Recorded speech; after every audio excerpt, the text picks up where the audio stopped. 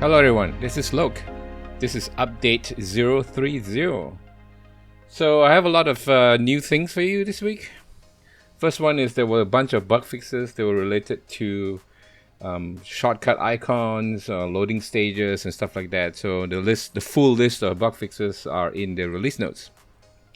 But first, here are some of the new things. I started work with Jonathan from the Richmond Rod and Gun Club to set up a new scan bay for the RRGC range. So right now we only have one. So if you go to scan bay, you see under here Richmond Rod and Gun Club, you only have bay 5. Eventually we'll have more bays here as he managed to get some more scans of the bay. So look forward to that. Next thing are 2 enhancements to the camera. So if you go over and let me load a stage here. So I have a stage here and I've already established a bunch of cameras. So if you go to cameras, you see now I have first, second, third, fourth and final cameras. And now each of these cameras have 2 new things. One is a camera filter. So for instance, this is the normal view. You can click on this and then you can select all kinds of interesting filters. Like for instance, if you want to make it more, maybe a night vision thing, right? So you can click on night vision and go look for that. So it basically changes your camera with this filter. Or you can even do things like Angry Man, they have it black and white, or even based in the clouds, whatever you like. And this setting will persist as well. Oh, this is kind of hard to see. So then on top of the filters, each camera now has notes. So you can specify notes here. So for instance, maybe build notes or notes for the people who are constructing the stage maybe, or even notes to the shooter. Like let's say for instance over here, you can write things like ensure popper are placed in the right position, or whatever you want to, whatever you want to put here. So for instance in mine I have first one here. The first camera has based in the cloud filter added, and then you have a note like this: barrel stack must be secured.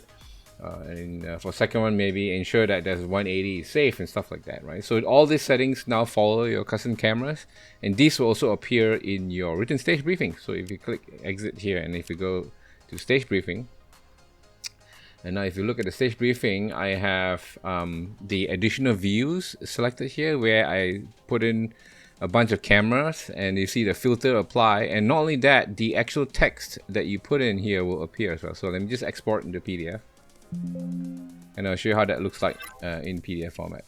So this is it in PDF, right? As you can see, this is the stage name with the camera that's selected and the filter applied, and then in the additional views you see now you have things like, the ensure 180 is safe, barrel stack must be secured and stuff like that, which is what I specified earlier.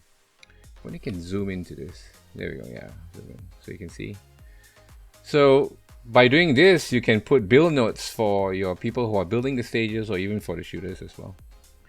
Also related to the written stage briefing, ICORE now has I basically changed the template for ICORE to look like the USPSA. That was what I was asked by Dan, who shoots a lot of ICORE and designs a lot of stages for ICORE, and this is the format that they've kind of settled on.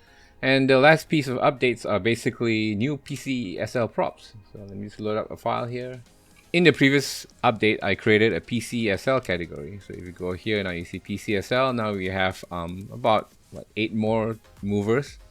So you have the bobbers, clamshells, you have swingers and swingers with Noshoots with the normal PCSL targets, and then the PCC targets, which are the white ones. So now you can do this and they all work. So there you go, these are the updates for version 0.30. Again, if you want to give me feedback, go over to hit escape, go to file and give me feedback over here. Or you can join, the best way is to join our Discord server. The link to the Discord server is in the YouTube description below.